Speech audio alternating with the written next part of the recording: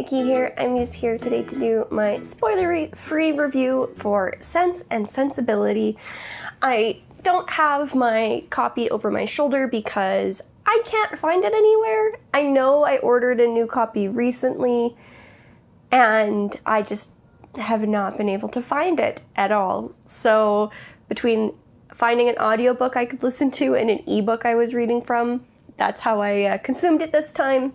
This is a Jane Austen classic, and I was really pumped to pick it up again because I remembered really enjoying this book because I have read it before. I think I read it last year when I did a small Jane Austen reread in December. For those of you not familiar with the book, you are following basically two sisters, Marianne and Eleanor Dashwood, and you're just kind of following them through their foibles, trials and tribulations, all with love and marriage and all the other things that happen when you were a young woman in Regency era England. With that out of the way, I'm going to jump to my likes and dislikes.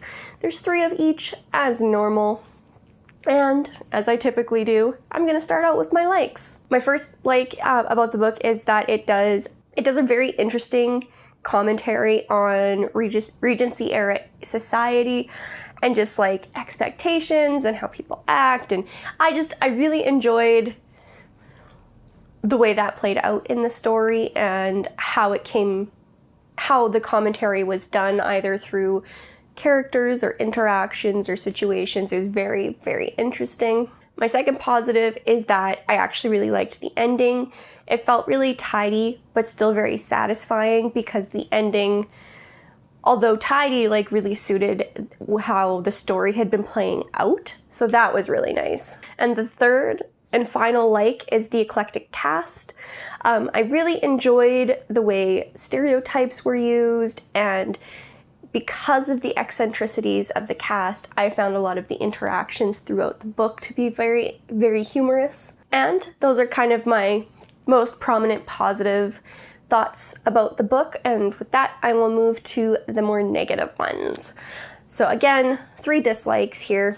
The first dislike I have is actually about the pacing. I found kind of the first half to 2/3 of the book to be painfully slow, and I had a really hard time getting into the book, which surprised me because I don't remember usually struggling like this. I think for me at least, it's because I typically read this after rereading Pride and Prejudice, so I'm already on this kind of like Jane Austen high, so I'm always really excited to pick up the book, and this time I read Sense and Sensibility first. My second negative is that it was very frustrating to read the lack of direct communication.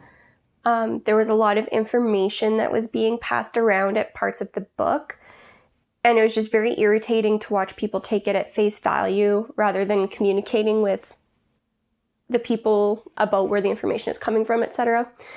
And so, for me at least, there was a lot of like that miscommunication trope that's actually just not talking to each other. It was very irritating, and it's a trope I don't care for. Third and final negative here, unfortunately, is kind of like the overall execution of the story. The bones are there for me to really enjoy it. You're following sisters, so you have their relationship to look for. You have the dealing with falling in love and how that plays out.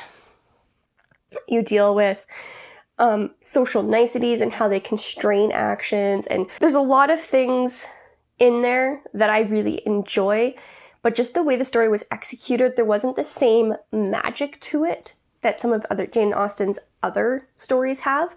And so, like, I'm specifically comparing this to Pride and Prejudice, which is one of my all-time favorite books on top of being my favorite Jane Austen book. So it's a little unfair, I guess, in that respect, but while the commentary is really good, the story itself doesn't come to life the same way. And so for me, that ended up further pulling me out of my enjoyment of the read.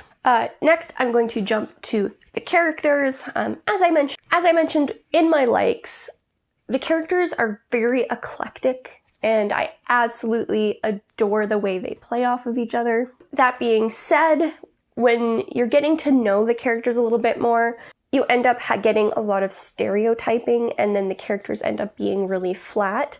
So even though I enjoyed the way they interacted, it was all very predictable and there were no hidden depths to the characters, which was kind of unfortunate, but it wasn't terrible. It just wasn't amazing. My only kind of major complaint with the characters is that while I do enjoy an unlikable character, there were a few characters that were unlikable here only because they were excessively annoying, and I tended to skim through their sections just because I have a very hard time reading what they're saying and how they're acting. And that's really all I have to say about this book.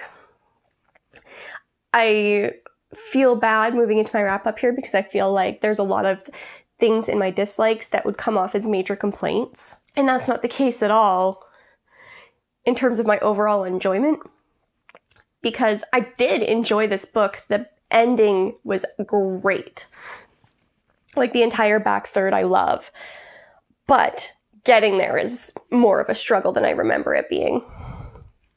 So with that said, I am going to give this book a 3 out of 5 stars for the reasons for the aforementioned reasons. I didn't like this book as much as I remembered, which was unfortunate, but it's the way it goes sometimes, I guess.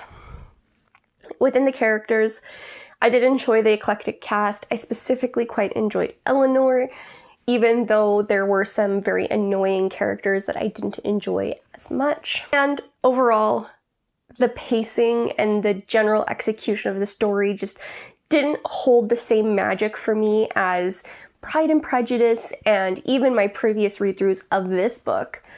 And it's just really unfortunate because I feel like the bones of the story are very similar, and so I was really excited to pick it up because I thought I would really enjoy it. But unfortunately, the Dashwoods story is good. And not great or amazing, just good.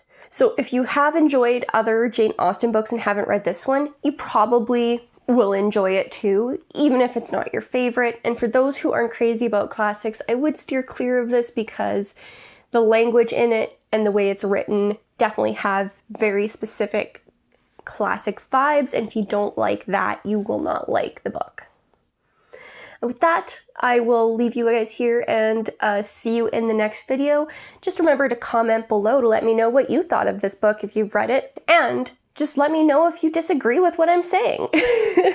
I'll definitely want to continue that conversation with you below if you're interested, and I will see you guys in the next video. Peace.